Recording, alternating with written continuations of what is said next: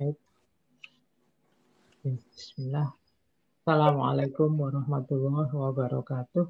Waalaikumsalam warahmatullahi wabarakatuh. Assalamualaikum warahmatullahi wabarakatuh. Alhamdulillahirabbil alamin. Wassalatu wassalamu ala asyrofil anbiya'i wal mursalin. Sayyidina wa maulana Muhammadin wa ala alihi wa ashabihi wa man tabi'ahum bi ihsanin ila yaumiddin. Bismillah, mari Bapak Ibu kalian langsung saja kita mulai kajian kita malam hari ini. Kita lanjutkan sesi kita di bab ketiga dari kitab Ihya Ulumuddin dari rubuk yang pertama, yaitu rubuk ibadah. Pertemuan pertama kita membahas tentang ilmu, kemudian bulan lalu kita membahas tentang akidah. Malam hari ini kita awali dari Toharoh. Jadi makanya kitabnya Imam Ghazali ini diberi judul Ihya Ulumuddin karena beliau ingin menampilkan semua keilmuan Islam yang dibutuhkan oleh umat Islam sejak paling dasar sampai nanti puncaknya di ranah batin, ranah tasawuf. Kalau pakai bahasa yang berbeda ya malam hari ini kita masih ada di ranah syariat. Karena ini harus dilalui dulu. Kalau yang dasar-dasar toharo, sholat, ini masih belum beres. Tidak bisa kita masuk ke level yang selanjutnya. Maka dalam Ihya ya bab-bab awal itu bab-bab tentang ibadah. Malam hari ini mungkin kita tidak terlalu berat karena temanya insya Allah Bapak Ibu sudah banyak paham. Kita lihat mungkin sedikit-sedikit bagaimana Imam Ghazali memaknai toharo. Kalau dari aspek fikih, Imam Ghazali ini juga selain sufi juga seorang faqih. Beliau ini madhabnya madhab Syafi'i. Jadi nanti kalau Bapak Ibu mungkin ada yang berbeda pandangan fikihnya dengan Imam Ghazali, menurut saya tidak masalah. Kalau dalam fikih itu kan memang ada perspektif-perspektif madhab-madhab yang berbeda.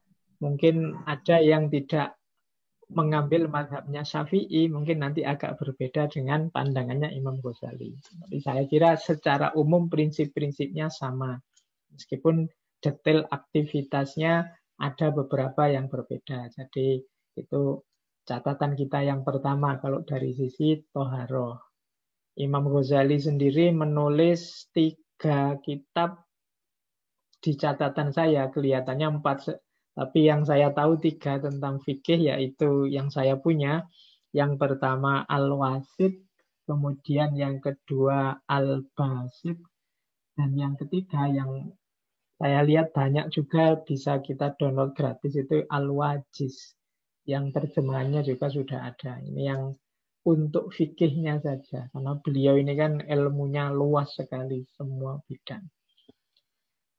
Baik, kita mulai langsung saja Bapak Ibu. Saya share screen untuk bab toharoh. Ini judul babnya Asrorut Toharoh, rahasia. Ini kata-kata asror ini mungkin yang nanti agak membedakan dengan tema-tema fikih biasa. Jadi fokusnya tidak terlalu berat pada detail aktivitas bersucinya, tapi makna-makna di balik aktivitas bersuci yang kita lakukan. Jadi nanti kalau pas bagian aktivitasnya kita baca agak cepat saja, kita lebih mendalami aspek maknanya. Nah, ini yang kalau mungkin Bapak Ibu ingin mengejar maksudnya asror itu apa sih? Rahasianya toharoh. Nanti mungkin bulan depan kita membahas rahasianya sholat, kemudian rahasianya zakat, kemudian rahasia puasa. Rahasia itu kadang-kadang tidak menggunakan istilah asror, tapi menggunakan istilah hikmah. Jadi ini tahap selanjutnya dari syariat. Jadi syariat itu kita imani, kita jalani.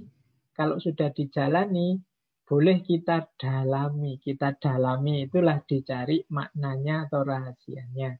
Dicari asrornya.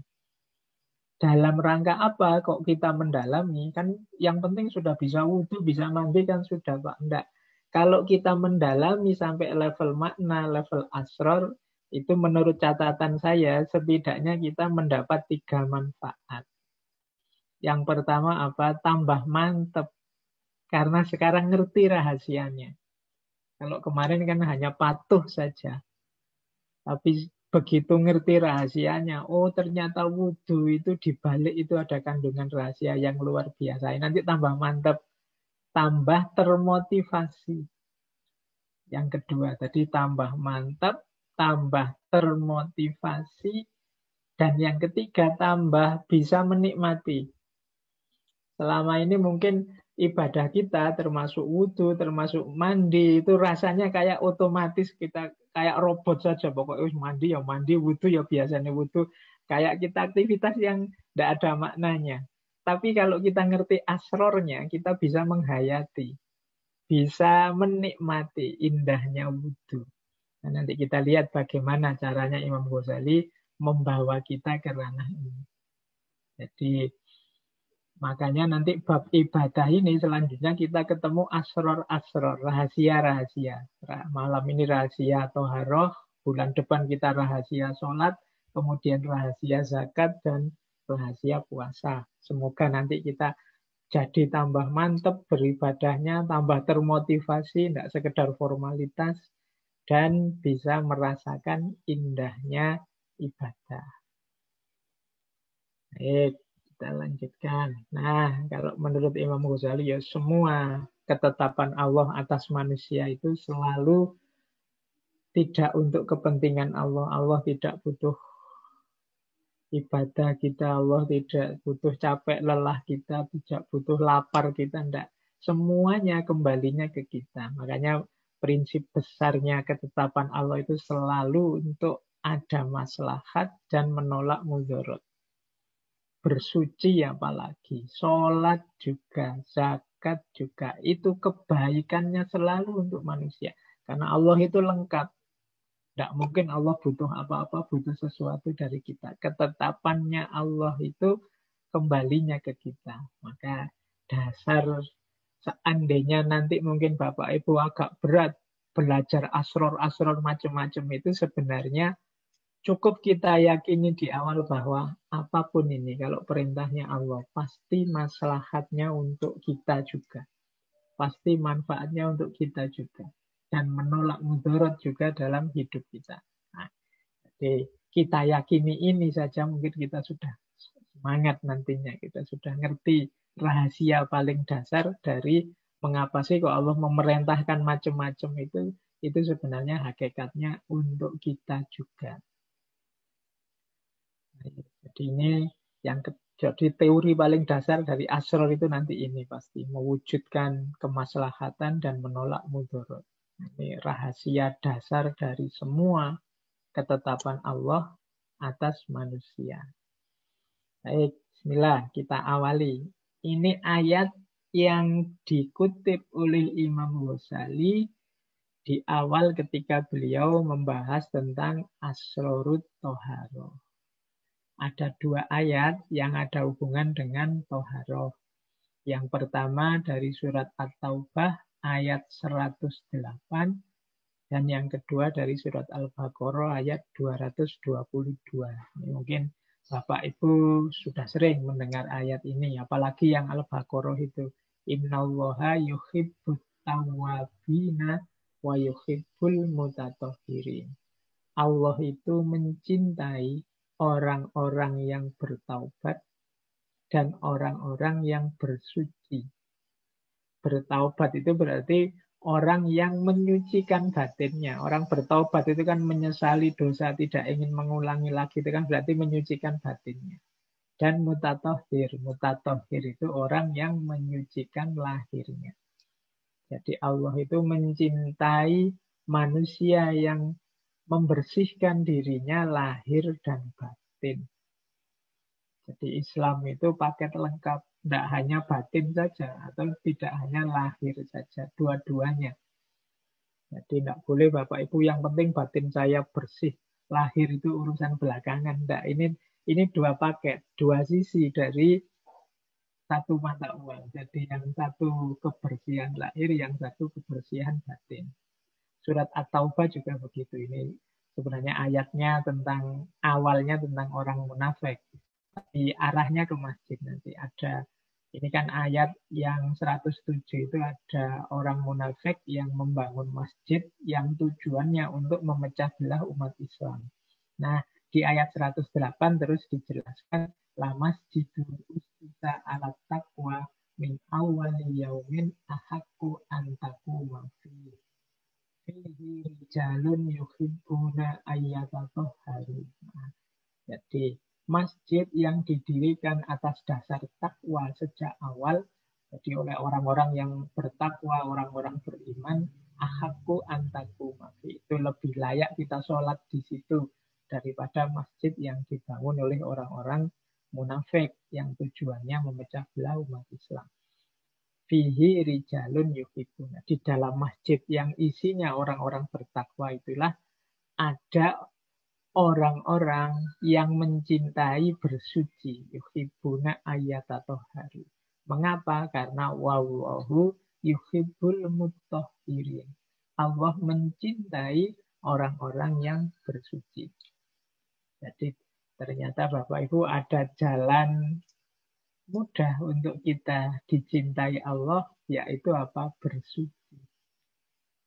Allah secara tegas menyatakan innallaha yuhibbut tawwabina wa yuhibbul mutatahhirin. Atau wallahu yuhibbul mutahhirin. Jadi Islam itu ternyata sangat mencintai kebersihan. Umat Islam berarti harusnya juga menampilkan budaya yang seperti itu. Kalau hadis ini yang diambil oleh Imam Ghazali. Saya ambil yang pendek-pendek. Bunyad dinu alan nazofah.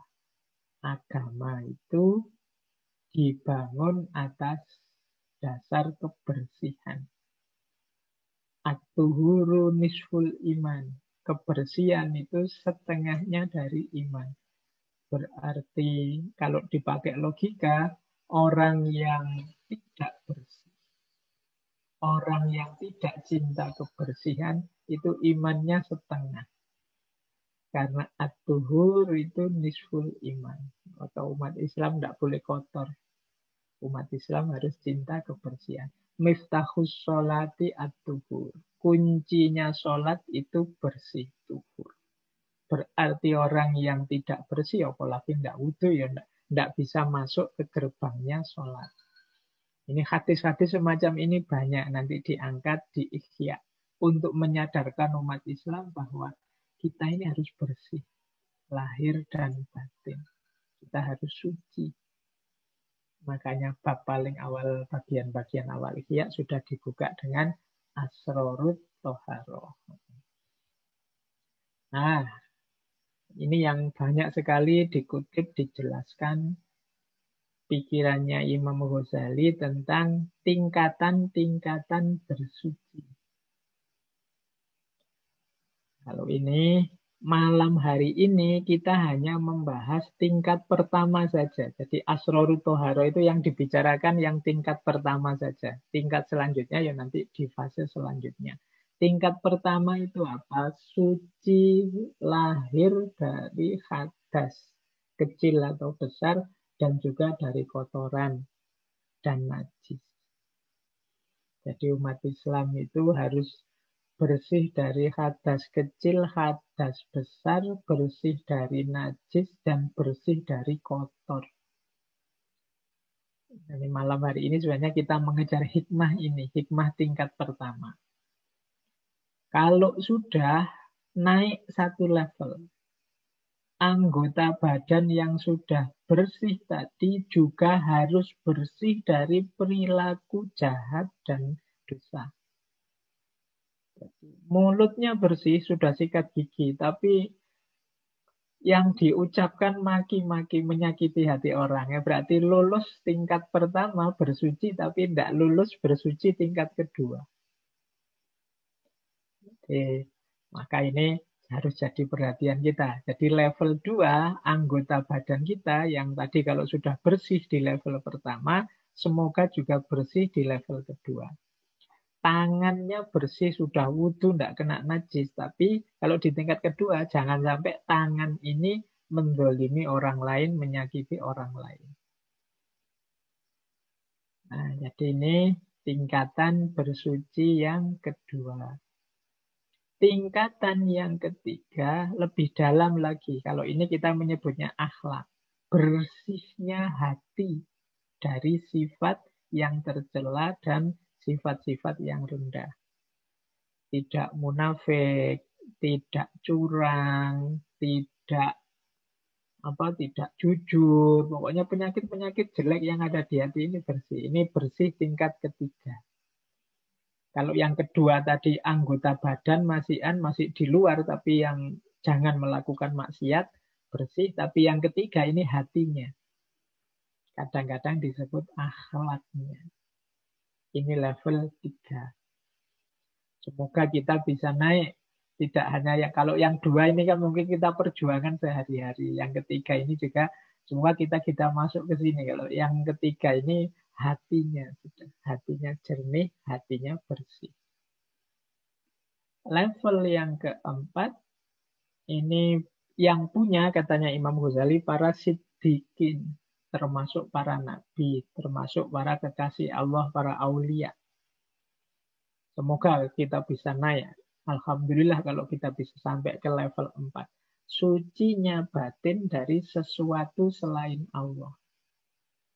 Jadi yang keempat ini, hati kita, batin kita, isinya hanya Allah saja.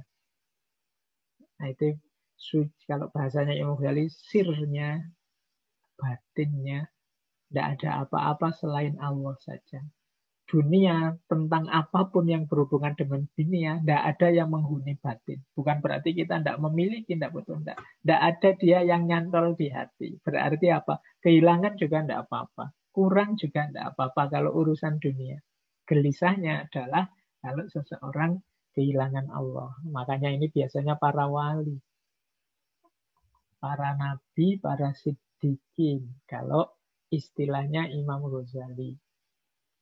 Jadi Islam itu ternyata menuntut kita untuk suci dan bersih sejak lahir sampai unsur yang paling dalam. Jadi fisiknya bersih dari hadas, dari najis, dari kotor. Kemudian anggota tubuhnya bersih dari maksiat, dari dosa. Kemudian hatinya bersih dari akhlak yang tercela, akhlak yang mahmudah, dan terakhir, dimensi paling dalam, batinnya, isinya hanya Allah saja, bersih dari hal-hal yang sifatnya duniawi. Jadi inilah 4 tingkatan bersuci. Ini untuk bahan kita, Bapak Ibu. Mari kita introspeksi, insya Allah kalau yang lahir mungkin kita sedikit banyak sudah melakukannya setiap hari. Untuk level 2 kita harus menjaganya. Jangan sampai anggota tubuh kita terkotori oleh maksiat. Yang level 3 kita juga harus membersihkan hati dari akhlak-akhlak yang tercela. Jadi iri, dengki, hasut, curang, dan lain sebagainya. Itu tingkat ketiga. Dan tingkat keempat, batin yang bersih dari apapun kecuali Allah saja. Nah, kalau sudah nyampe level 4 ini berarti kita benar-benar bersih, lahir dan batin. Jadi, hidup kita, mari kita bersihkan secara total di level pertama, level kedua, level ketiga, dan juga level keempat. Baik, sekarang kita masuk ke level pertamanya. Malam hari ini kita masih hanya membahas level pertama. Diperhatikan Bapak Ibu, jadi yang dituntut di level pertama kita itu suci dalam 3 hal. Suci dari najis, suci dari hadas, suci dari hal-hal yang kotor dan menjijikkan. Jadi ini harus benar-benar kita jaga, karena kita tidak bisa naik ke level selanjutnya kalau masih ada najis, masih punya hadas, masih banyak hal yang kotor nempel di kita. Islam itu suka kebersihan, mencintai kesehatan, suka kerapian, dan seterusnya. Maka lahirnya harus dijaga. Jangan sampai ada najis, jangan sampai ada hadas, jangan sampai ada hal yang mungkin itu tidak kotor, juga tidak membatalkan wudhu, tapi menjijikkan. Jadi kalau di Imam Ghazali juga ya kalau bisa tidak ada yang menjijikkan yang nempel di kita. Oke, misalnya kalau di Imam Ghazali ingus itu kan tidak najis sebenarnya, juga tidak membatalkan itu, tapi ya itu kalau bisa ya bersih, karena rasanya kok tidak pantas kotor. Nah, jadi kotor juga harus dibersihkan. Jadi najis, hadas, hal yang kotor. Kalau hadas ya hadas kecil itu nanti wudhu, kalau hadas besar mandi. Kalau najis dibersihkan, dibuang. Nah, saya rangkumkan sedikit, tapi ini nanti saya tidak menjelaskan detail, Bapak Ibu mungkin bisa dibaca. Ini versinya Imam Ghazali tentang yang najis-najis misalnya. Kata Imam Ghazali, kalau ada benda yang tidak bernyawa, ya batu, kayu, dan macam-macam itu semuanya suci, tidak ada yang najis, kecuali khomer. Dan yang bisa yang berasal dari buah anggur kering yang memabukkan. Itu maksudnya yang menghasilkan barang yang memabukkan. Di luar itu ya semuanya tidak ada yang najis, kata Imam Ghazali. Barang yang tidak bernyawa. Nah, kalau hewan itu semuanya suci. Selain anjing dan babi. Ini saya bilang tadi ya karena Imam Ghazali mazhabnya Syafi'i.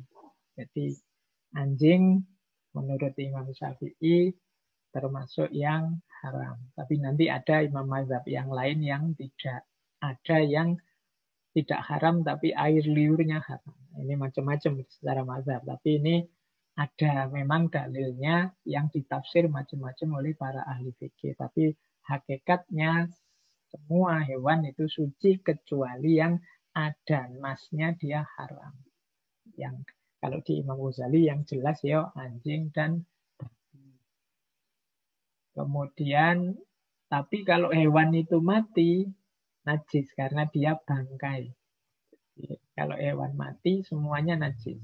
Kecuali, ini saya kutip langsung dari Ihya Manusia.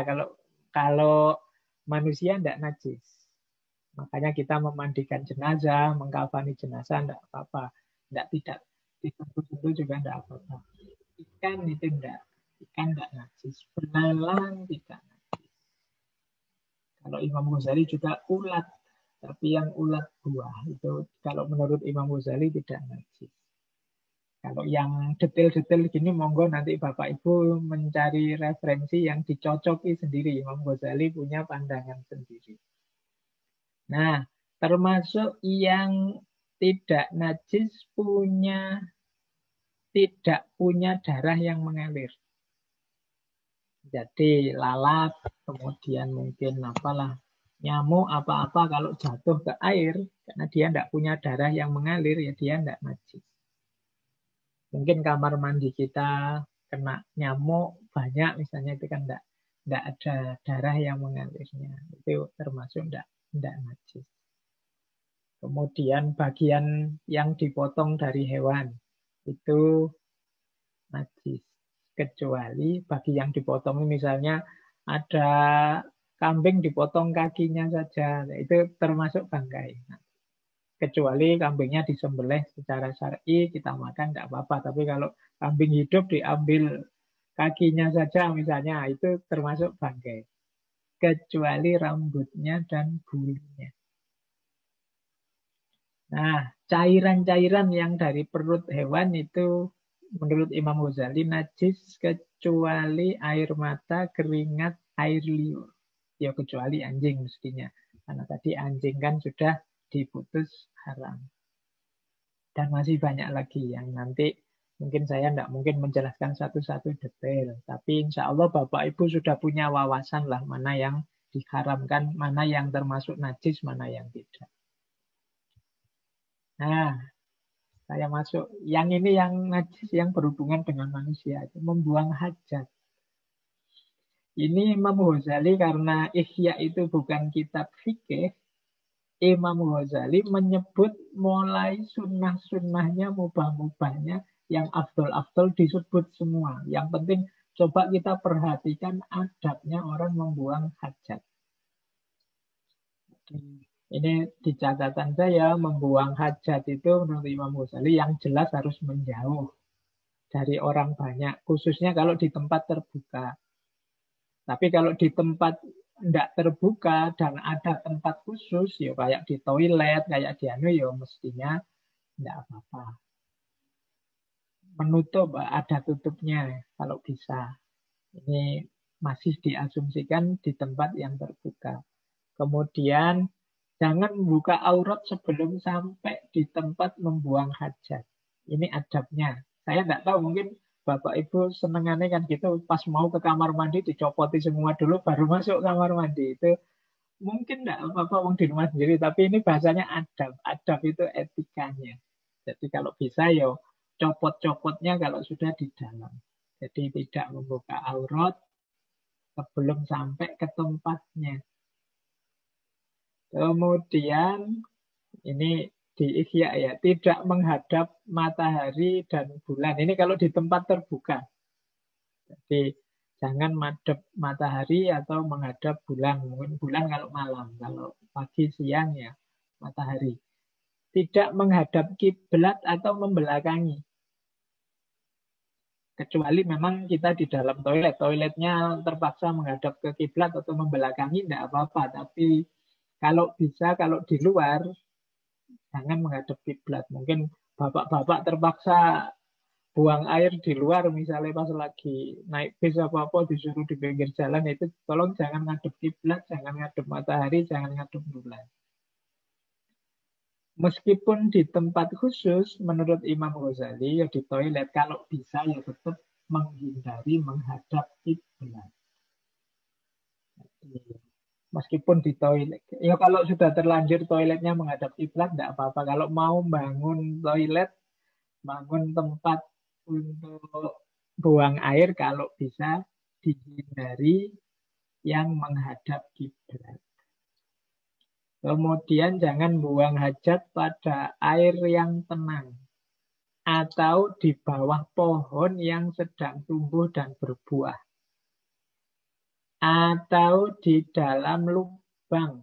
Maksudnya lubang itu kadang-kadang kan di tanah itu ada lubang, mungkin rumahnya ular, mungkin rumahnya tikus atau apa. Tolong jangan kencing di situ. Karena khawatirnya nanti meracuni atau menyakiti makhluk yang ada di dalamnya. Nah, kemudian diusahakan tidak buang air di tempat yang keras sambil berdiri. Khawatirnya nyiprat. Kemudian hati-hati dengan hembusan angin. Karena khawatirnya juga terpercik. Dilakukan dengan jongkok, masuk dengan kaki kiri, keluar dengan kaki kanan. Kemudian tidak melakukannya di tempat mandi itu, maksudnya kalau ada sungai itu kan biasanya ada tempatnya orang mandi atau tempat pemandiannya orang banyak. Yang di tempat terbuka ya tolong tidak buang hajat di situ. Tidak membawa tulisan ada namanya Allah, Rasulullah. Istinja sampai bersih. Sunnahnya 3 kali. Kalau dalam Islam pakai batu boleh, pakai air lebih bagus. Dan jangan lupa doa. Ini saya tidak tahu kita ini biasanya nambah umur, nambah dewasa, kayak saya nambah tua, ini biasanya doanya sering kelewatan.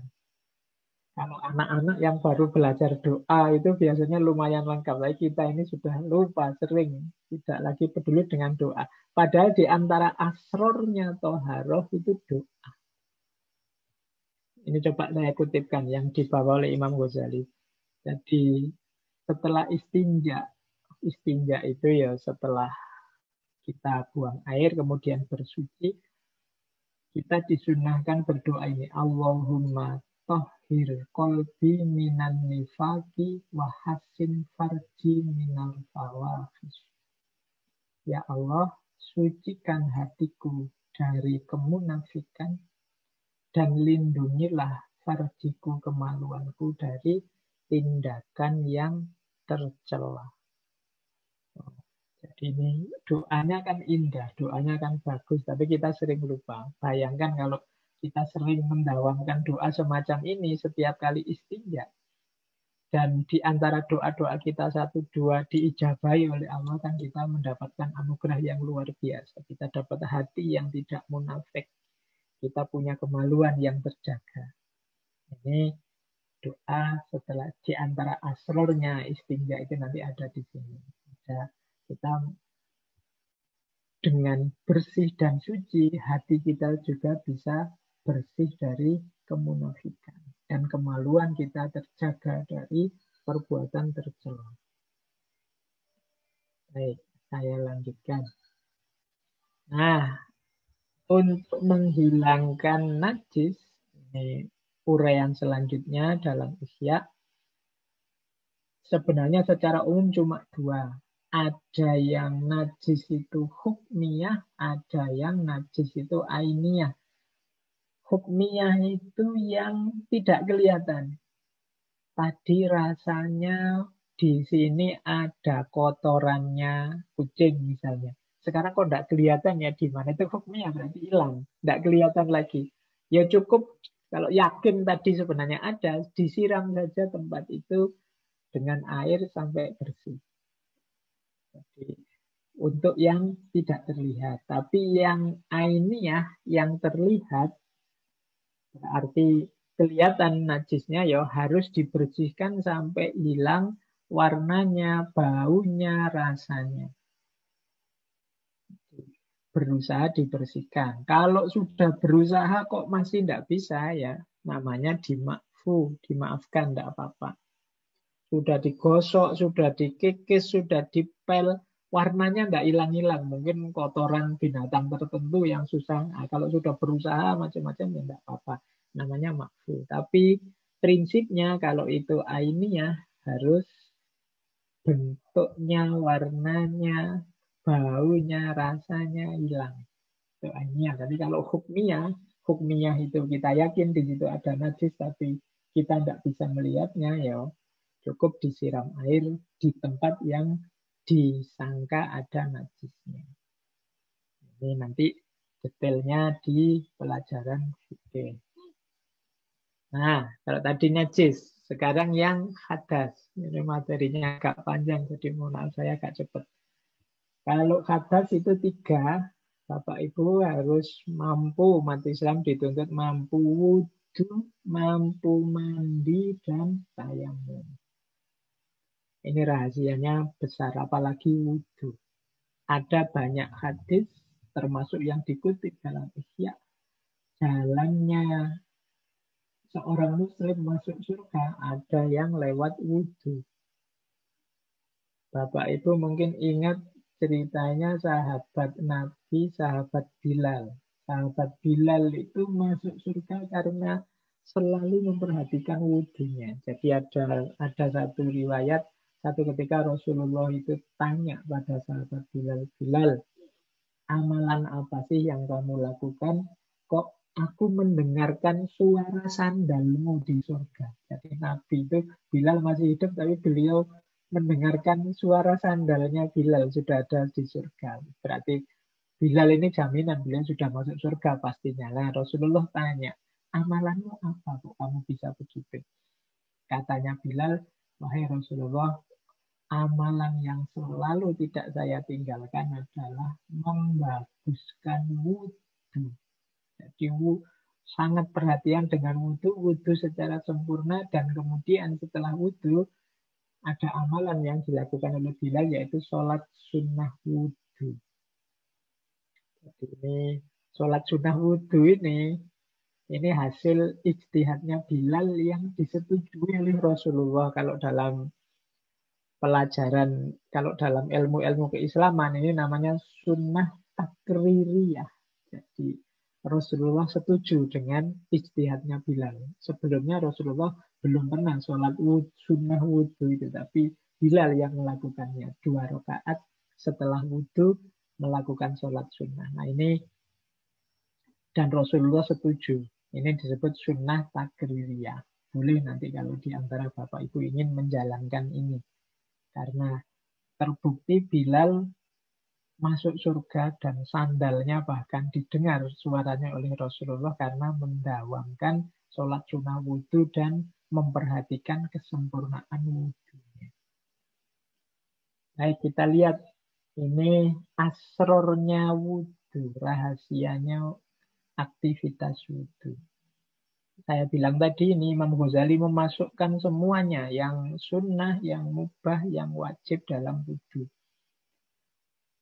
Nah, wudhu yang serius, Bapak Ibu, tolong diawali dengan sikat gigi. Kalau punya yang habis buang air, ya tetap harus istinja dulu. Ada ulama tertentu yang hati-hati, ya setiap mau wudhu istinja. Khawatirnya ada yang tidak sengaja keluar. Nah, sikat gigi. Kalau zaman dulu ya para ulama siwak. Tapi kalau sekarang ada sikat gigi, monggo sebelum wudhu sikat gigi dulu. Kemudian jangan lupa basmalah. Bismillah dulu. Nah, kemudian tangannya dibasuh dulu. Kalau di hadis itu khawatirnya tangan ini habis pegang apa, menyentuh apa. Alat kita wudhu ini kan tangan. Jangan lupa kalau Bapak Ibu sambil membasuh tangan, semoga ingat doa ini. Allahumma inni as'alukal yumna wal barokah wa a'udzubika minas syu'umi wal halakah. Ya Allah, sesungguhnya aku meminta kepadamu kebahagiaan dan keberkahan, dan aku berlindung padamu dari kecelakaan dan kehancuran. Ini dihafalkan lebih bagus. Kalau tidak hafal, dibatin saja. Pokoknya ya Allah, saya minta sambil cuci tangan, saya minta semoga engkau beri aku kebahagiaan dan barokah. Hindarkan aku dari kecelakaan dan keruntuhan. Minas syukum wal halakah. Nah, syukur-syukur hafal. Kalau tidak hafal, tidak apa-apa. Yang penting doanya. Terus niat. Nah, ini niat ini baru mulai wajibnya wudhu. Yang 3 yang di atas itu bukan termasuk wajibnya, tapi afdolnya. Setelah niat, kemudian berkumur. Berkumur juga tidak termasuk wajibnya. Tapi boleh lebih afdol berkumur.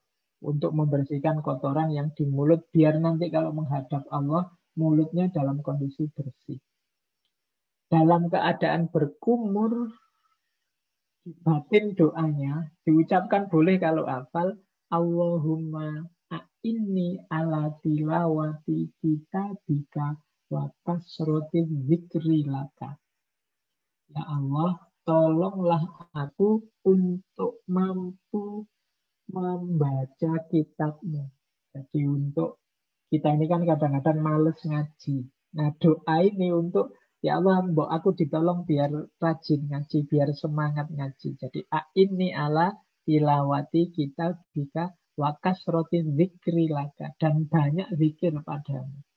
Jadi sambil berkumur, sambil dibatin, ya Allah, semoga mulut ini engkau mudahkan untuk ngaji dan engkau mudahkan untuk zikir. Nah, itu diantara doanya. Ini yang disebut asror. Jadi biar tidak kayak aktivitas sia-sia yang tidak ada gunanya, hanya rutinitas. Kemudian istinsyak.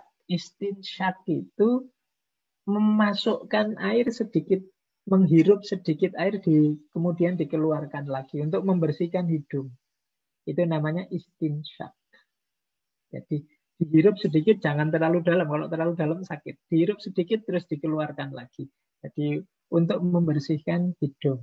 Nah, sambil istinsyak di batin doanya, Allahumma aujid li raihatal jannah wa anta anni radin.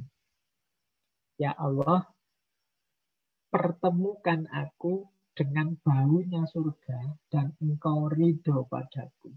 Nah, ini sambil menghirup air tadi.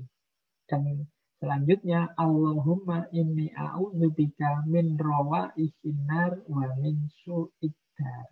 Ya Allah, sesungguhnya aku berlindung padamu dari baunya neraka dan dari tempat kembali yang buruk. Jadi sambil menghirup air, kita batin, kita fokus pada Allah, kita berdoa, semoga ya Allah aku mencium bau surga dan tidak mencium bau neraka. Ini jadi biar aktivitas wudhunya tambah mantap. Kalau tadi berkumur, kita berdoa semoga ringan membaca Al-Quran dan berpikir. Ketika kita istinsyak, kita membaca semoga aku bisa mencium bau surga dan terhindar dari baunya neraka. Ini aktivitas kaifiat itu. Terus selanjutnya. Nah, kalau ini Bapak Ibu sudah hafal. Membasuh muka. Cuma membasuh muka sudah. Yang belum itu mendalami membasuh muka secara serius. Nah, asrornya apa ketika kita membasuh muka? Kecerahan wajah, cahaya kita di hadapan Allah. Makanya doanya sambil membasuh muka kita berdoa, Allahumma bayyid wajhi binurika yauma tabyaddu wujuhu awliyaika wala tusawwid wajhi bizulumatika yauma taswaddu wujuhul a'daika. Ini doanya sambil kita membasuh wajah, sambil dibatin, ya Allah, putihkanlah wajahku dengan cahayamu. Pada hari engkau memutihkan wajah-wajah para kekasihmu. Dan jangan hitamkan wajahku dengan kegelapanmu pada hari engkau menghitamkan wajah-wajah musuhmu. Jadi sambil kita membasuh muka, sambil berdoa, ya Allah, wajah ini nanti tolong engkau cahayai, engkau putihkan. Jangan engkau hitamkan. Karena nanti di akhirat, di yaumul hisab itu, ahlu surga itu wajahnya bercahaya, sementara ahlu nar itu wajahnya gelap menghitam. Maka sambil wudhu kita berdoa, semoga ya Allah wajahku ini nanti bercahaya, tidak hitam, tidak gelap. Nah, itu rahasianya membasuh muka. Kemudian membasuh tangan kanan, tangan kiri. Kalau membasuh tangan kanan, kita berdoa, Allahumma a'tini kitabi biyamini wa hasibni hisabai yasira. Ya Allah, berikan kitabku nanti, kitab perhitungan amal, dengan tangan kananku dan hisablah aku dengan hisab yang ringan. Kalau membasuh tangan kiri, kita berdoa, Allahumma inni a'udzubika an tu'tini kitabi bishimali au min wara'i dhahri. Ya Allah, aku berlindung padamu untuk agar engkau tidak memberikan kitabku dengan pada tangan kiri atau dari belakang. Jadi nanti kan orang-orang yang berdosa itu kitabnya diberikan pada tangan kirinya atau ada yang sampai lewat punggungnya, tidak lewat depan. Nah, itu kita berlindung dari itu waktu membasuh tangan kiri. Kemudian mengusap sebagian kepala atau ada yang keseluruhan kepala. Itu urusannya perbedaan pandangan. Yang penting saat mengusap kepala, kita perhatikan untuk berdoa, Allahumma wassini birahmatik wa anzil alayya min barokatik wa adhillani tahta arsyik yauma la zilla illa zilluk.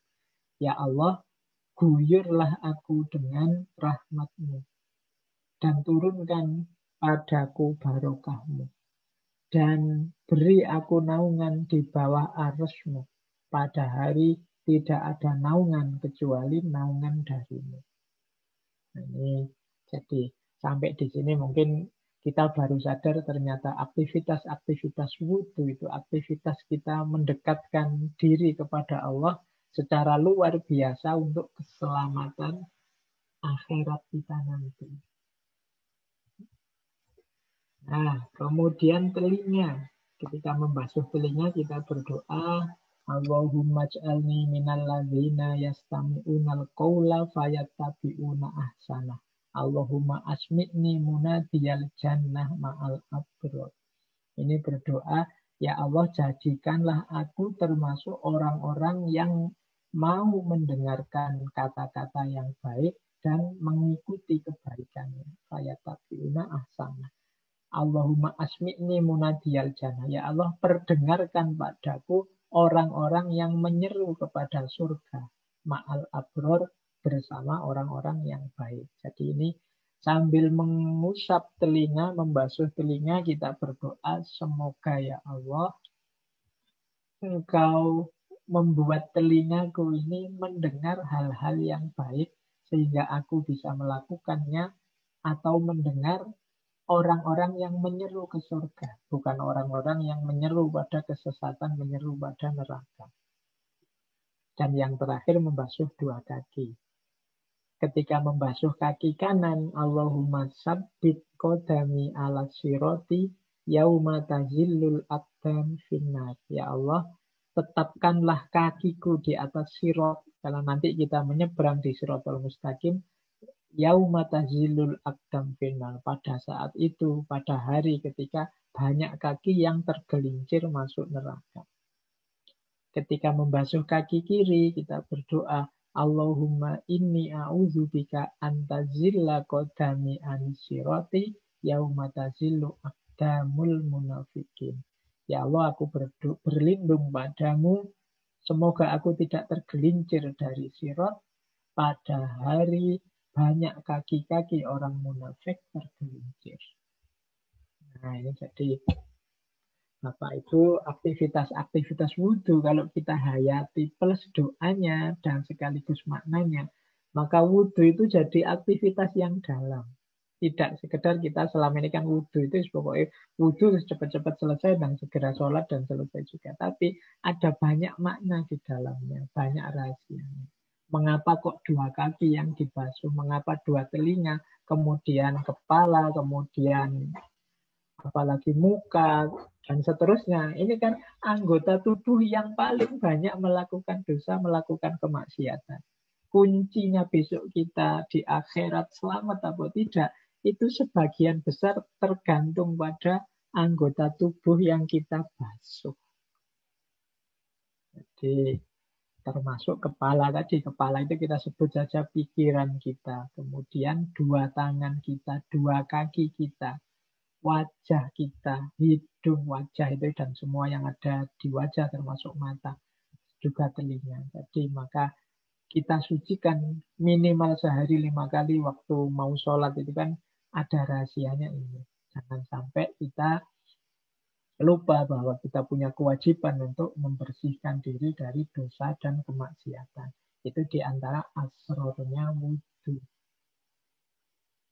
Kemudian, kalau ini saya tidak baca, semoga Bapak Ibu masih hafal. Ini doa-doa seperti ini, mungkin dulu kita hafal, tapi jarang sekali kita praktekkan hari-hari ini. Monggo kita ulang lagi lah, bareng anak-anak kita, hafalan lagi, terus kita ucapkan. Kalau anak-anak kita ya bisanya cuma niru, tapi untuk kita mungkin ya sambil mendalami. Karena di setiap doa itu ada makna-makna yang dalam. Saya tidak tahu Bapak itu menghafalkannya dulu yang mana doa setelah wudhu itu. Kalau petunjuknya Imam Ghazali setelah wudhu menghadap kiblat sebentar, mengangkat tangan, kemudian mengucapkan ini. Asyhadu alla ilaha illallah wahdahu la syarika lah wa asyhadu anna Muhammadan abduhu wa rasuluh. Subhanakallahumma wa bihamdik la ilaha illa anta amiltu su'an wa zalamtu nafsi. Ini artinya amiltu su'an, ya Allah aku banyak melakukan yang buruk, wa zalamtu nafsi, dan aku menzalimi diriku. Astaghfiruka wa atubu ilaik, aku mohon ampun padamu ya Allah, aku bertobat padamu. Faghfirli wa tub alayya, ampunilah aku, terimalah tobatku, innaka anta tawwabur rahim. Allah. Jadi coba Bapak Ibu perhatikan sejak awal wudhu sampai akhir doa ini. Itu kalau diterima Allah, selesai wudhu kita bersih dari dosa-dosa. Tidak hanya bersih anggota tubuh kita. Jadi intinya pertaubatan, pembersihan lahir maupun batin. Allahumma ja'alni minat tawabin, waj'alni minal mutatahirin, waj'alni min ibadika sholihin, waj'alni soburon syakuron. Jadi ya Allah, jadikan aku termasuk umatmu yang bertobat, jadikan aku umatmu yang bersuci, jadikan aku hambamu yang soleh, jadikan aku soburon, hambamu yang sabar, syakuron, hambamu yang bersyukur. Waj'alni azkuruka zikron kasiron, dan jadikan aku selalu ingat padamu. Wa usabbihuka bukrota wa asila, selalu menyucikan engkau pagi hari maupun sore hari. Jadi ini mari kita hidupkan lagi etos beragama kita sejak dari wudhu. Kuncinya nanti ada di sini. Jadi saya membayangkan kalau kita wudhunya serius, itu selesai wudhu. Padahal ini sehari 5 kali. Insya Allah kita ini akan bersih benar-benar baik lahir maupun batinnya. Termasuk tercegah dari dosa-dosa. Baik, saya lanjutkan. Kalau wudhu ini Imam Ghazali ada juga beberapa makruhnya wudhu, saya angkat sebentar. Jangan berlebihan menggunakan air, jangan suka mercik-mercik, menggoyang-goyangkan tangan sehingga memercik kemana-mana. Jangan sambil ngobrol. Saya biasanya kalau bareng teman itu pas wudhu itu terus sambil saling nyopol, saling ngobrol. Enggak. Kalau Imam ya boleh, tapi menurut Imam Ghazali makruh. Jangan sambil menampar-nampar muka, itu maksudnya Imam Ghazali. Mungkin kan banyak orang itu yang sambil wudhu, sambil mungkin apalah mukul-mukul tangannya, sambil ada aktivitas lain selain khusyuk dengan wudhunya. Kemudian kalau ini sudah fikir dengan bejana yang terbuat dari tembaga atau dengan air panas. Mungkin Bapak Ibu di rumah ada air panasnya kan, kalau mungkin yang beberapa kan punya itu air panas di rumah di kamar mandinya. Kalau bisa kalau wudhu ya air dingin saja, kecuali memang waktu sakit. Jadi bukan tidak boleh, tapi makruh. Makruh itu lebih baik dihindari. Tapi kalau terpaksa ya tidak masalah. Misalnya sudah membasuh 3 kali, tiba-tiba lihat kakinya masih kotor, ya tidak apa-apa dibasuh lagi. Karena ada alasannya, tapi jangan buang-buang air tanpa alasan. Itu makruh. Termasuk main-main dengan air sehingga memercik kemana-mana, itu makruh. Ini di Ihya disebut panjang lebar, ini beberapa saja contohnya. Man tawaddo'a fa'ahsanal wudu'a wa shalla rak'ataini lam yuhaddis nafsahu fihi ma bisyai'in minad dunya kharaja min dzunubihi kayaumin waladatu ummuhu. Barang siapa berwudu, kemudian menyempurnakan wudunya, kemudian sholat 2 rakaat, dan tidak bicara, tidak ngobrol, lam yuhaddis nafsahu fihima, antara wudu dengan sholat tadi, bisyai'in minad dunya, tentang keduniaan.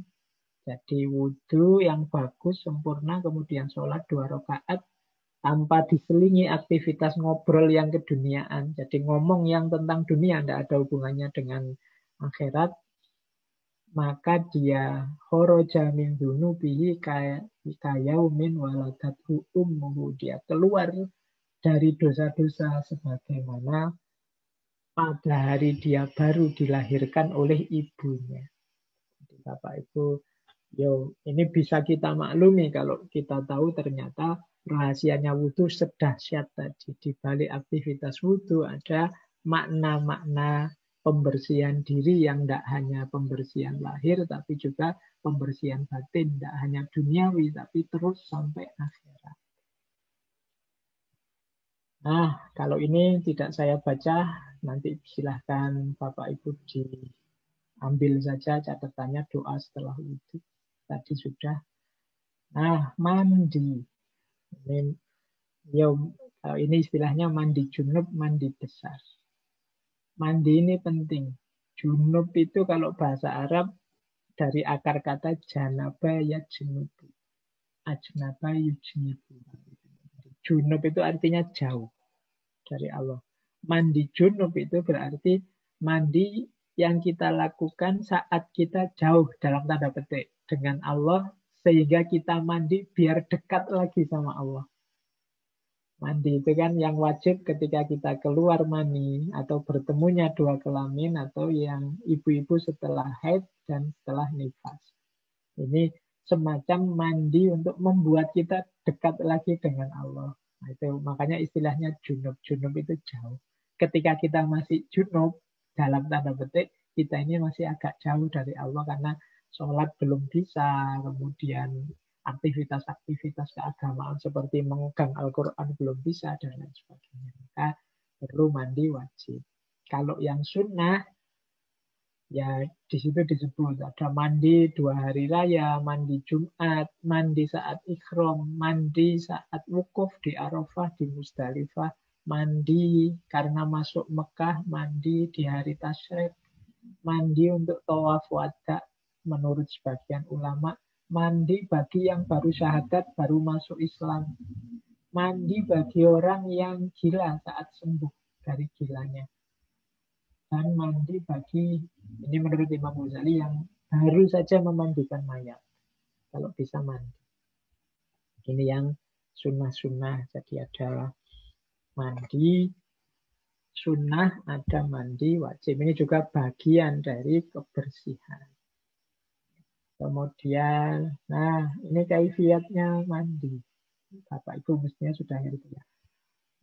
Ini menurut Imam Ghazali. Jadi ini sunnahnya, afdolnya dimasukkan semua.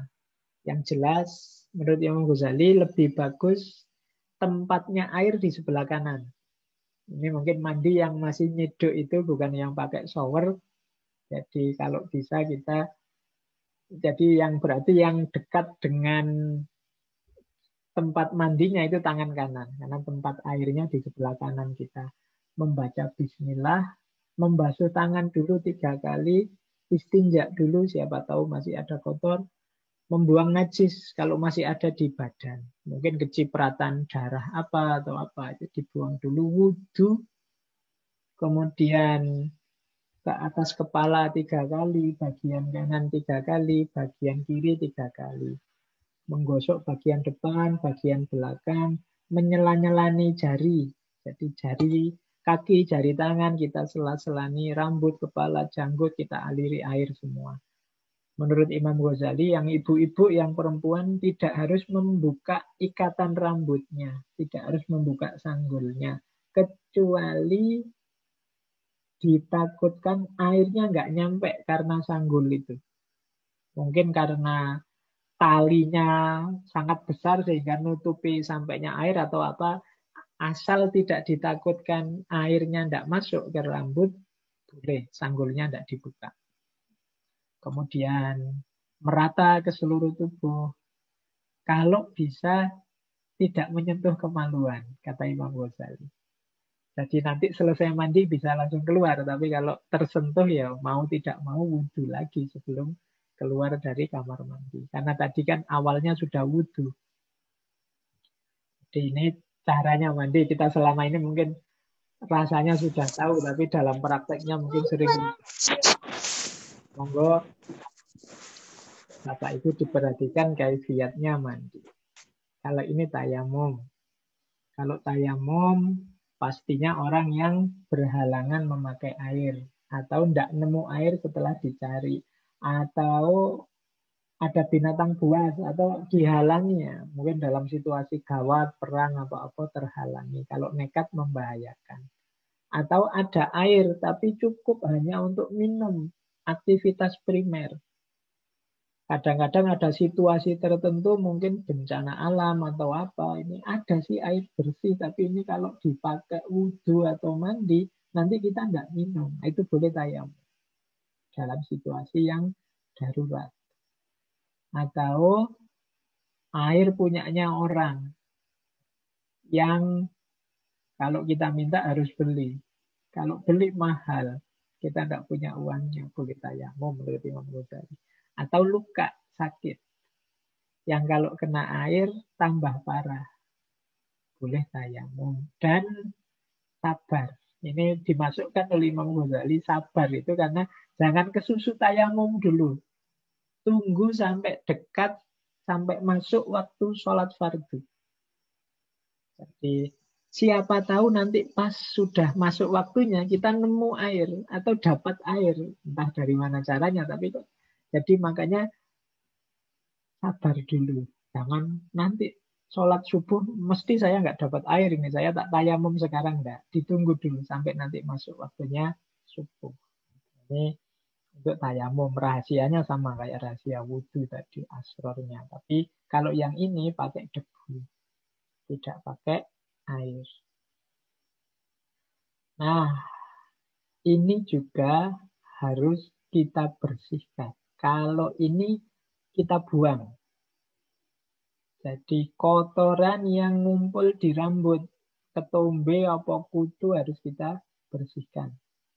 Kemudian yang terkumpul di lipatan telinga, maka kita harus rutin membersihkan telinga. Hidung, kotorannya hidung. Gigi dan mulut harus rajin sikat gigi. Di sela jari-jari mungkin banyak. Di ujung kuku, kukunya tidak boleh panjang. Kemudian daki, keringat, dan lain sebagainya harus hilang. Ini yang saya sebut Islam itu detail. Sangat concern dengan kebersihan. Karena tidak mungkin kita naik ke level selanjutnya kalau di level yang fisik ini kita masih belum bersih. Terus kalau ini yang lebih itu kalau di Imam Ghazali prinsipnya 3. Sehat, kemudian rapi,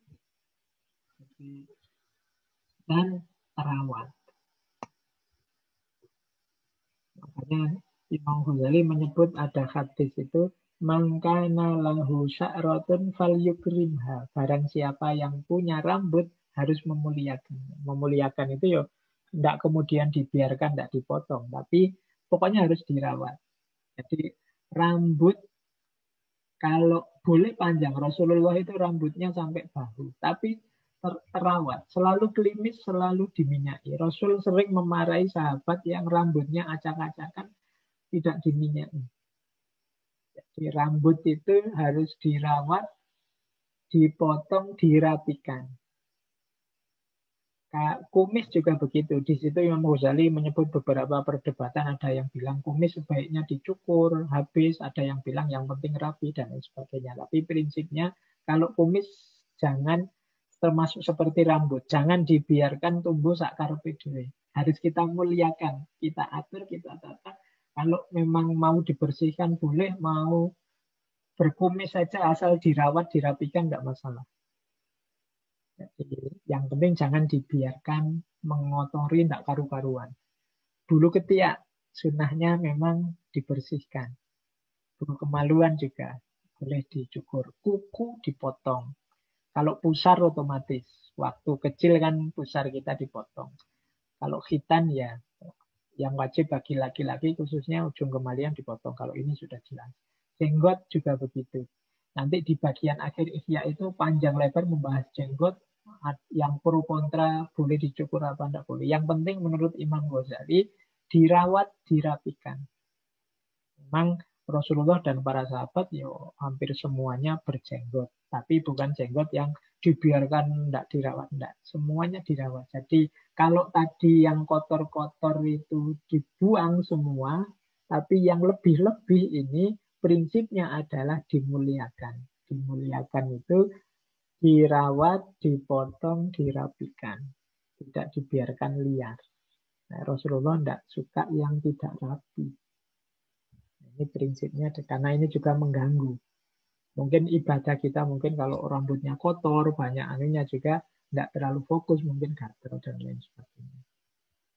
Baik, nah sekarang ini asror yang untuk selanjutnya, menghilangkan was-was.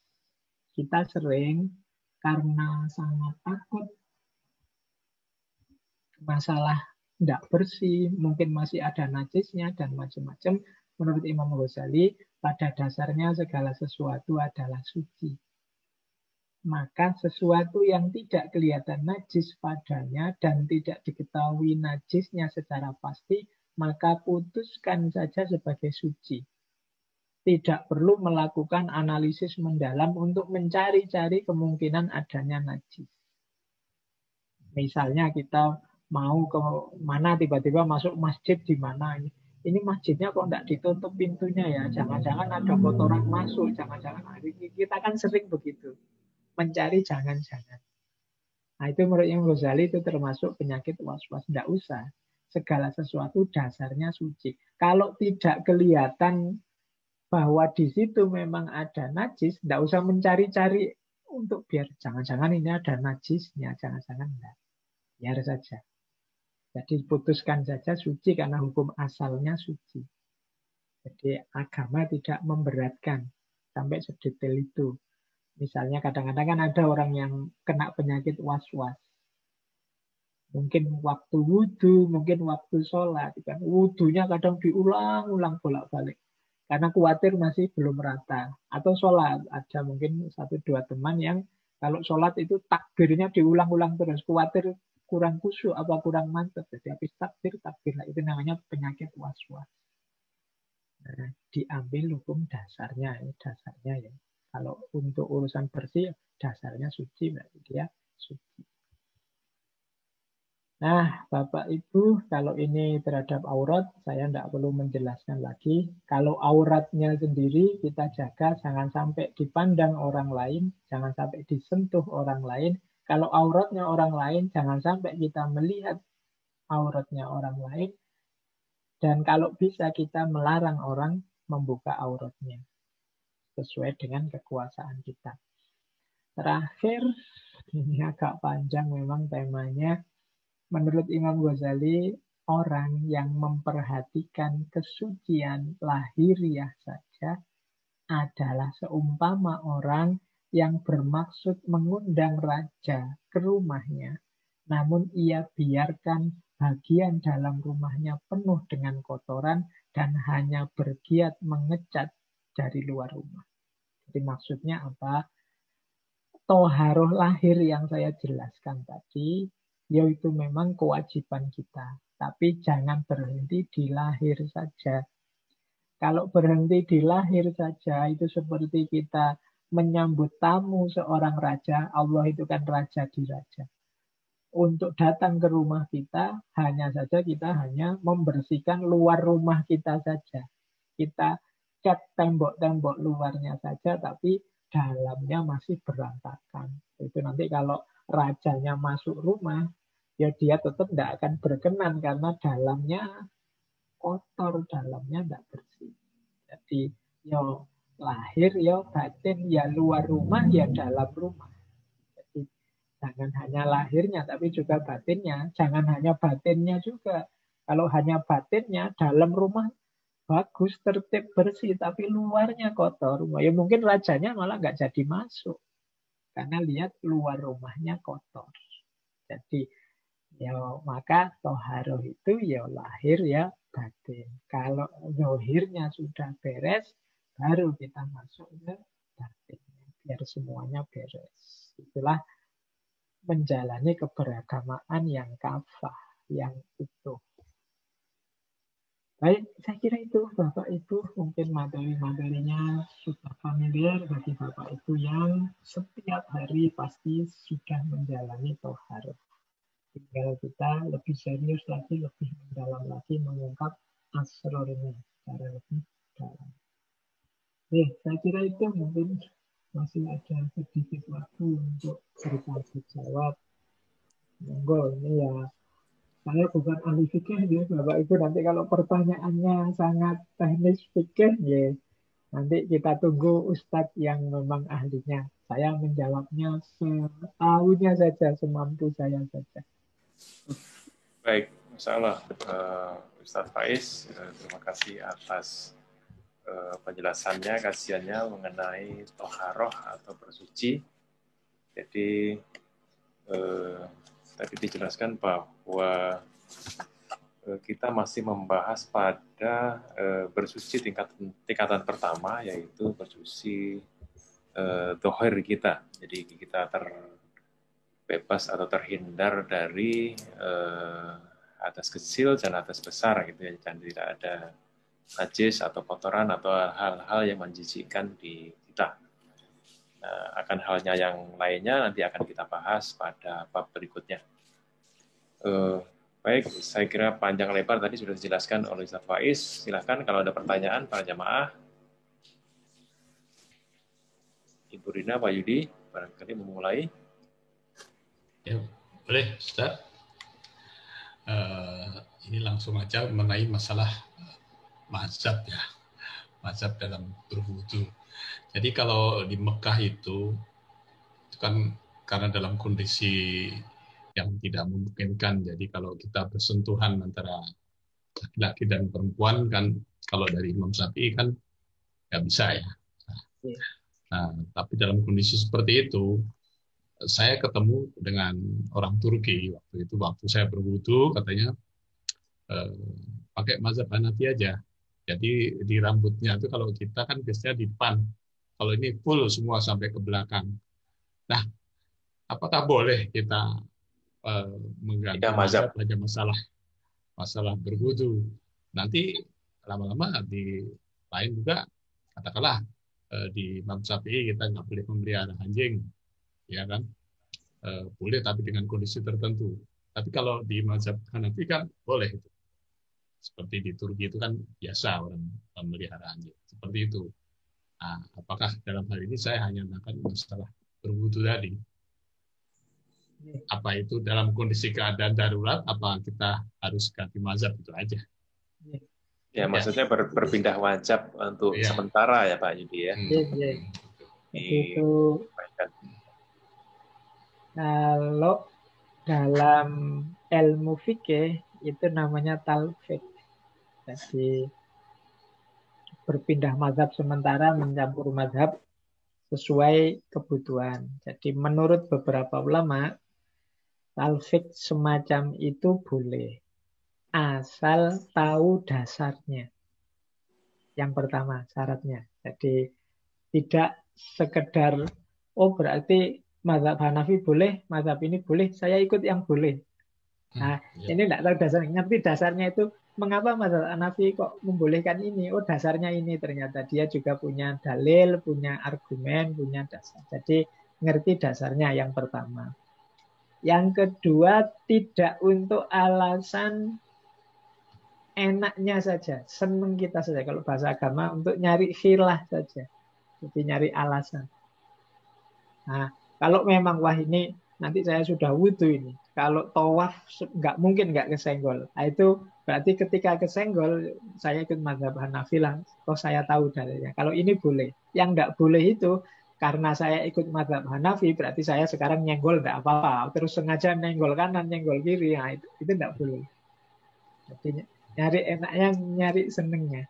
Jadi maka kalau memang masih mungkin istiqomah dengan mazhabnya. Kalau enggak, boleh pindah mazhab. Asal itu tadi. Makanya Bapak Ibu yang ingin pindah-pindah mazhab harus ditanyakan ke ustadznya, yang anunya, Ustadz kalau saya pindah ini, kalau Imam Hanafi dasarnya apa? Biar tidak untuk seneng-seneng sendiri. Nanti kalau ditanya orang, kok Bapak pindah dasarnya apa? Enggak tahu ya, pokoknya boleh pindah aja, maka saya pindah. Nah itu enggak boleh. Jadi kalau bisa ngerti dasarnya. Dan alasannya tidak untuk senang. Itu argumen pertama. Tapi bagi yang menggunakan argumen darurat itu dalam arti, ya karena tidak mungkin saya pakai Imam Syafi'i, boleh tidak tahu dasarnya. Karena alasannya memang darurat. Jadi kalau darurat itu ya ad-darurat itu kan tubihul mahdurat. Yang semula tidak boleh jadi boleh sekarang. Itu kalau alasannya darurat. Tapi kalau tidak menggunakan alasan darurat dalam arti sebenarnya ya tidak bisa sih menghindar-hindar apa bisa, tidak harus nyentuh. Tapi kan itu berarti tidak darurat sebenarnya. Darurat itu sama sekali tidak bisa sudah. Jalan keluar satu-satunya. Nah, itu boleh tanpa ngerti dasarnya kita pindah mazhab wongkul. Tapi setelah itu langsung balik lagi kalau sudah tidak darurat ke mazhabnya yang awal. Jadi cara berpikirnya nanti begitu.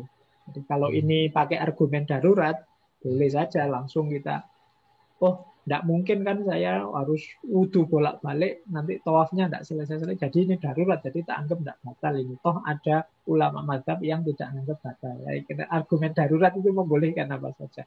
Tapi kalau tidak menggunakan argumen darurat dalam arti saya pindah mazhab ini karena ada ilatnya, ada dasar, itu harus tahu dasarnya dulu sebelum itu. Jadi karena memang niatnya untuk mencampur mazhab, berpindah mazhab. Tapi kalau darurat tadi kan memang tidak niat pindah mazhab, tidak niat nyampur mazhab, tapi karena memang tidak berdaya saja. Nah, kalau memang alasannya darurat, monggo tidak apa-apa. Itu konsekuensinya tetap kita ngikutin wudu seperti mazhab Hanafi? Tidak, wudunya tetap Syafi'i. Kalau memang masih mungkin wudu dengan Syafi'i, wudunya tetap Syafi'i. Tapi kalau tidak mungkin wudu dengan Syafi'i, ini aja berdarurat tadi, boleh pakai anak. Jadi yang tidak boleh, Tapi kalau Bapak mau pakai mazhabnya Hanafi, harus ngerti dasarnya. Wong ini wudu pakai Syafi'i bisa kok misalnya. Tapi saya lebih milih Hanafi yang lebih ini harus ngerti dalilnya. Tapi kalau sudah tidak bisa ini pakai wudu Imam Syafi'i, darurat ini, boleh pakai wudu Hanafi. Kadang-kadang teman-teman kita yang di luar negeri itu kadang wudu saja susah. Karena di luar itu kan banyak kamar mandi yang kering. Jadi tidak ada airnya. Sehingga untuk membasuh itu susah. Bisanya mengusap. Di tangannya dibasahi air terus diusap saja. Itu ada yang bilang kan ya memang ganti mazhab. Karena di antara mazhab nanti ada yang cara wudu itu tidak ada membasuhnya tapi mengusap. Jadi kepala, wajah diusap saja. Kalau itu kan dibasuh, airnya dialirkan. Nah itu ada yang mengusap. Karena susah nyari wudu di luar yang tempatnya susah air, tidak bisa kita membasuh kaki dan lain-lain. Jadi caranya begitu. Asal ini memang darurat. Tapi kalau memungkinkan untuk membasuh, tapi menurut saya ya lebih nyamannya pakai mazhab Hanafi, ya itu harus ngerti dasarnya, ngerti argumennya baru boleh. Jadi aslinya sih kalau pindah-pindah mazhab itu beberapa ulama bilang asal ngerti dasarnya enggak masalah. Yang enggak boleh itu sak senenge dhewe pindah sesuai kenyamanannya. Nyari yang enak-enak aja. Iya, nyari yang enaknya saja itu yang enggak boleh. Ya Ustaz, ini satu lagi nih. Ini menyangkut ya sedikit nyangkut fikih sedikit lah. Ini masalah basuh kaki. Itu kan ada yang mengusap setiwel itu. Mengusap setiwel. Jadi ya kakinya kan kalau kita kan kaki dibasuh dengan air gitu kan. Kalau ini dibasuhnya di sepatunya lah itu. Sepatunya ya.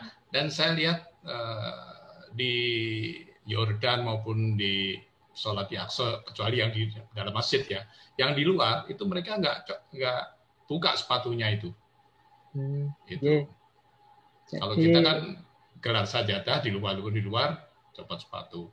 Apakah itu yang dimaksud dengan fikih yang mengusap setiwel itu? Mereka cukup mengusap sepatunya. Gitu. Jadi kalau dalam fikih namanya masful khuf, jadi mengusap sepatu. Karena di negara tertentu, wilayah tertentu itu ada orang yang berat kalau melepas sepatunya. Pertimbangan cuaca, pertimbangan macam-macam itu dia.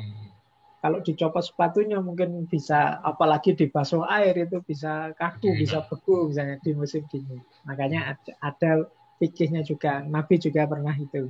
Ada hadisnya juga untuk membasuh khuf. Tapi biasanya kalau di fikihnya Syafi'i itu syaratnya pas pakai sepatu.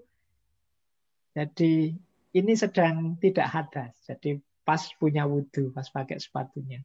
Nah, setelah itu mungkin batal. Nah, wudhunya terus kayak kalau orang sakit terus diperban. Nah, ini kan diperban itu kan juga tidak bisa tiba-tiba dicopot, ya biasanya bisa diusap atasnya saja, dimasku. Tidak bisa diusel, dibasuh. Kalau dibasuh parah nanti itu kali apa kan. Kalau ketutup perban itu kan biasanya boleh tayamum atau dibasuh. Tidak diusap, tidak dibasuh. Ya seringkali kalau kita ke suatu tempat gitu, kantor atau apa ya, nggak ada tempat wudhu, itu hanya wastafel aja gitu. Iya. Kakinya naik. Kakinya naik itu bisa tercengkang ya. Iya. Kalau wastafelnya tinggi ya bisa kita susah. Bisa jungkel. Nah, memang ada mazhab fikih itu yang memang tidak ada huselnya, tidak ada membasuhnya, adanya mashu, mengusap, semuanya mengusap termasuk kaki. Misalnya mazhab Ja'fari. Itu ada yang modelnya membasuh semua, jadi hanya wastafel sudah bisa itu. Tidak harus membasuh. Tapi ya di sebagian besar mazhab yang jumhur ya ada membasuhnya. Apalagi kaki, tangan itu sebagian besar membasuh. Kalau muka ada yang mengusap, yang kepala itu ada juga yang mengusap. Itu beda-beda tafsirnya. Ya, baik. Dari Ibu Eka Yunita, seringkali kita menemui tempat wudhu yang terbuka sehingga tidak memungkinkan kita membuka lengan baju dan membuka tutup kepala atau jilbab untuk mengusap kepala. Apakah boleh kita usap lengan baju luar dan jilbab kita saja? Jadi ini alasan kedaruratan tadi. Mungkin bisa dicari strategi yang aman untuk semuanya. Misalnya waktu wudhu kalau ada teman disuruh temannya yang nutupi sementara gantian. Bisa coba dicari jalan dulu. Kalau memang sama sekali tidak ada jalannya. Kalau Islam itu tidak memberatkan. Tapi kalau bisa diatur, ditata gimana caranya biar tidak, maksudnya terbuka itu kan nanti orang yang bukan muhrimnya, orang di luar itu melihat. Ya, jadi bisa diatur, ditata. Misalnya ngambil strategi yang laki-laki, Pak, Mas, mohon menjauh dulu karena ini kita mau wudhu harus buka, bisa begitu, atau minta tolong temannya, atau pokoknya dicari dulu strategi sampai titik darurat ini. Waduh, tidak mungkin saya nyuruh orang menjauh, wong ini tempat sangat ramai banyak orang. Yeah. Nah, kalau sudah sampai titik kedaruratan boleh. Jadi, diambil strategi yang berbeda untuk memenuhi tugas wudhunya tadi. Ya, baik. Saya kira menjawab ya, Ibu Eka. Ada yang lain? Kami persilakan, Pak Budi. Iya, matur nuwun, Mas Dodot, Mas Bayudi. Saya agak terlambat mungkin karena di depan ada masjid, depan rumah ada kajian, kemudian mau matur tat itu apakah ada keharusan memakai mazhab tat? Sepertinya mazhab itu setelah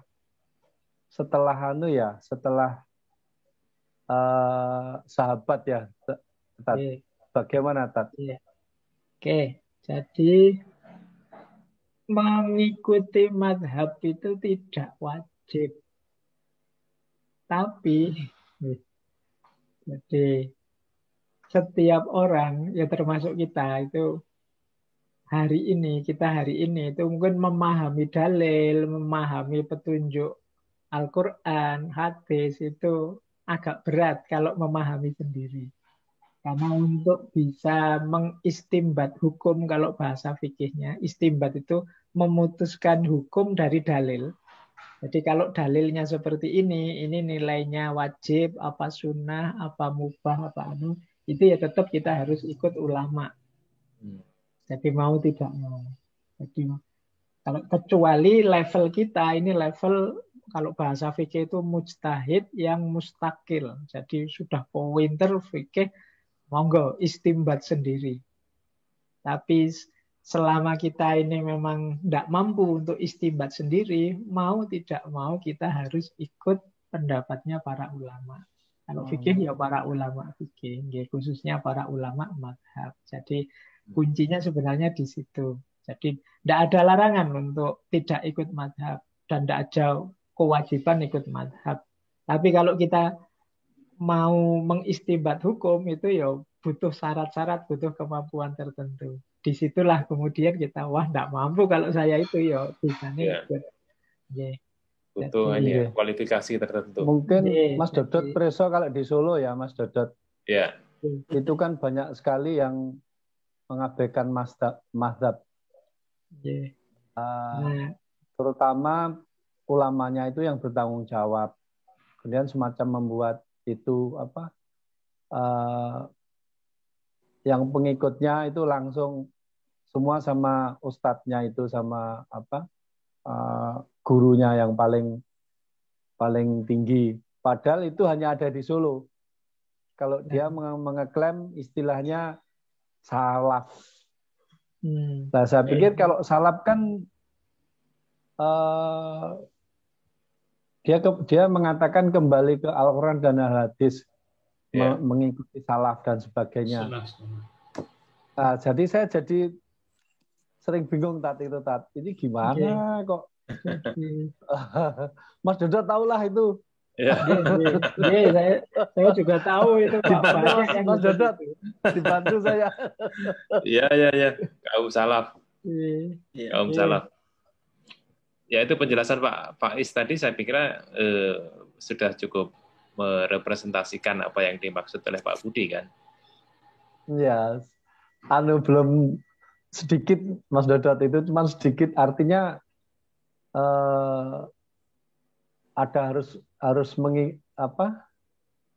keharusan ya, kalau seperti saya harus ikut ulama karena kemampuan kita, kemampuan betul ya. Tapi kalau mendengarin radio terus seperti itu kan jadi bingung.